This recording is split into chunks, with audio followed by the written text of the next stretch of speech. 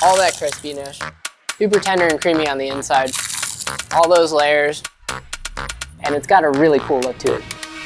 That's ridiculous. It's so good.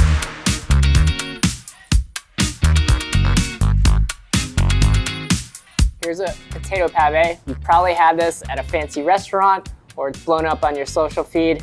It's got tons and tons of crispy layers. It's creamy on the inside. It's pretty delicious, but we decided to take it up a notch and we came up with a potato croissant. Compared to the pavé, it's the same amount of work, but what you get is a crispier, more tender, more spectacular result. So the process, we peel them, slice them, soak them, we roll them up with clarified butter, bake them, chill them, unmold them, deep fry them. It's a two-stage cooking process that gets you something that's amazing. Now we're gonna peel, slice, and soak our potatoes. But first things first, we gotta select them. For this recipe, 400 grams about is the right spec for this potato. And after peeling, slicing, and all the trim and waste, you're gonna get around 280 grams. We'll just get to peeling. We're using russet potatoes here. They are a low moisture, high starch potato. And that starch is really integral for this recipe because when it is exposed to water and heat, gelatinizes. And gelatinization is really important because it creates crystalline structure after it cools down that fries up really crispy.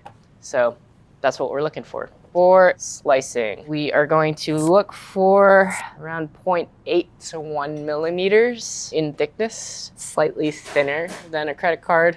In comparison to the pavé, we're actually gonna try to keep these in kind of neat stacks. As you move along, you go maybe like 5 at a time, 4 at a time, and you just stack them up like that. Let's see how much this weighs. 280, boom. So 280 grams is a very specific spec to the muffin tin that we're using. And so we're using muffin tins because they have a circular shape and they can contain all the potato and preserve that shape through cooking. This goes into water, soak it, just like the pavé. Soaking in water prevents oxidation. So that's just like discoloration over time when potatoes are exposed to oxygen. Anybody who's cooked with potatoes probably has experienced that before, but it's actually because of an enzyme in potatoes called polyphenol oxidase. And so that enzyme, when it's exposed to air, it's exposed to oxygen, it reacts with polyphenol compounds in the potato and produces brown pigments. And so that manifests as like reddish brown potatoes over time. And for that reason, it's really common practice to soak your potatoes. The soaking also removes a lot of excess starch. So you want just enough starch to where everything is cohesive and stuck together. At the same time, if you have too much starch in there, it just becomes one texture throughout. For this particular dish, we wanted to discern all the layers. So soaking is a really good way to go toward that. I'm just gonna blow through these last two. And you'll notice that I keep them in stacks like this, and that's primarily a convenience thing for down the road when we're building everything. The downside of this is that not every slice gets exposed to water. So one way around that is to take each stack and just like swish it around with your fingers. So we have 3 stacks measuring around 280. We have a 6-cup muffin pan. And so we're gonna take each stack and that's gonna make 2 croissants. So basic process, we're gonna layer them up, roll them up, cut it down the middle, reshape it, put it in the pan. At this point, you could go right into shaping, or you could leave these soaking in water for up to like an hour and you'd be fine. One thing I would be cognizant of is the longer these soak, the more kind of curly they get. So they might be a little bit harder to shingle out. We're using 6-cup muffin pan, some clarified butter melted, really liberally brush on the sides and bottom, all brushed, ready to go. So we grab our stacks. I'm just draining off some of the excess moisture. I like to start from the smallest slice first. As you'll see later, we're gonna roll it, and that small slice is gonna end up in the middle. Really simple. Start one slice down, brush it with butter, pat these, and just keep going. And so when we're building these stacks, I'm actually shingling them out slightly offset, not a ton. I'm looking for between 12 and 14 inches in length this way. Once you build like a couple of these, kind of get the hang of it, get the rhythm of it, it's not such a bad job. At this point, we need to roll it up. I start from the bottom here, and we're just gonna roll up. Using the towel as a guide helps things a little bit more controlled. I pull the towel down just to give myself some more room. Doesn't need to be excessively tight because we're gonna tighten it later, but it does need to be cohesive. I slide this down. It's not really going anywhere.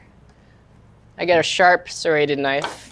I just wanna keep it pretty well centered and balanced. You just eyeball the middle, and then I'm just gonna saw through.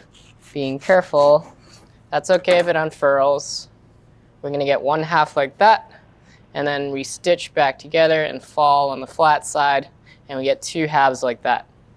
Bring our muffin tin here. You'll notice that they kind of spiral in different directions. One cool way to think of this is that the middle of each spiral is pointing in a certain direction. And to tighten these, I'm gonna be twisting and bunching together in the direction of that center point. So for instance, this one's going this way. In order to tighten it, I'm actually gonna move clockwise, just rotating and pinching. No need to be a super perfectionist about it. If you want, you can also rotate in the anti-direction, so counterclockwise, and that will take care of the outer portion. All right, so that's in, straight in. And we got the gram amount correct, and so it is fitting into our muffin pan really well. So second one, let's roll it up. Just go slow, bring this towel down, help yourself, help you help yourself.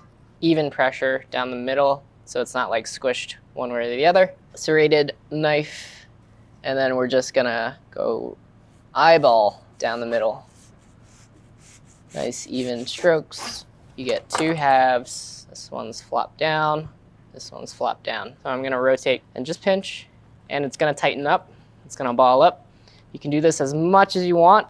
Just don't crush everything, or else it actually might like fly up. So just moderate pressure. Take your time by using this motion. So it's kind of like that, and we go straight into our tin. Press down lightly. I would advise working with the cut side down on the flat surface so you have something to rotate. The flat side goes down into the muffin pan. What you end up with is this more like Queen Amande shape where it's nice and molded. Last step for this is we are just going to brush more clarified butter. The butter is gonna help unmold, but it's also gonna help conduct heat, add a little bit of flavor, and that's it. Our croissants are ready to rock. We just have to bake them off before we fry them. We just need a piece of foil. And what's important here is we cover them completely, but we also seal in the edges. Make sure it's really tight. What's really important though is to have a double sheet pan setup. With one sheet pan, invariably I was getting some browning on the bottom, which I wasn't really looking for. We're gonna go straight in the oven, 90 minutes to 2 hours, till a skewer goes in super cleanly and there's no resistance. So it's been about an hour and a half, so let's give it a check. I'm gonna insert a skewer into the center, no resistance. These need to chill down, and chilling is important because of a process called retrogradation. Cooked starches, when they're exposed to heat and moisture, they gel up, right? And when they chill down, say in a refrigerator, they retrograde. If you've ever like double fried French fries, like blanched them first in low temperature, then chilled them down in a refrigerator, and then fried them, that's a very similar effect. We're gonna chill these for at least 8 hours till they're super firm. Now we need to unmold. I'm just gonna go upside down, and we need to apply some heat to release these because there's a bunch of clarified butter that has congealed. So we need to just melt that butter, use a torch, use an oven. Pretty simple. All right, I hear it sizzling, so that tells me at least the bottom bit of the butter is like well melted. These are ready to go. We're gonna deep fry them. For this, we've got our oil heated to 325 degrees. These are gonna fry for 8 to 10 minutes, and we're just gonna fry in batches of 3. So just go down the side and just drop them.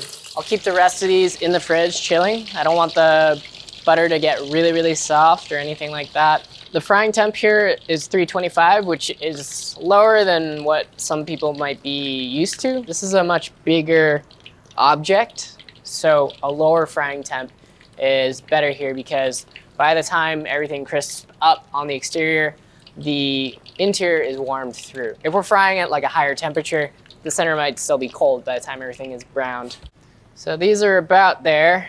These bubbles are getting finer and finer as the temperature is rising and rising. We're almost back at 325. Could take it a little bit darker if you wanted to, but I'm pretty happy with the coloring here. I'm pretty confident that the center is warmed through. All right, these get seasoned on both sides right away. Give them a flip. They got a really cool look to them on the bottom. A little bit more seasoning, a little bit more salt. And these are ready to plate up and serve. Let's get to tasting these. Number of options we could go with here. Creme fraiche, caviar, salmon roe, and a little bit of chives. That would be a really classic fancy serving. On the flip side, you could just douse this in gravy. And this is a nice turkey gravy we made. Looks amazing. Give this a taste. That's ridiculous. It's so good. You get all those layers, all that crispiness. It's amazing with the gravy, really well seasoned. Super tender and creamy on the inside. This would be great in like a Sunday roast. Check out this recipe at chefsteps.com. Subscribe to our channel and visit chefsteps.com for more tips, recipes, guides, and tools to help you level up in the kitchen.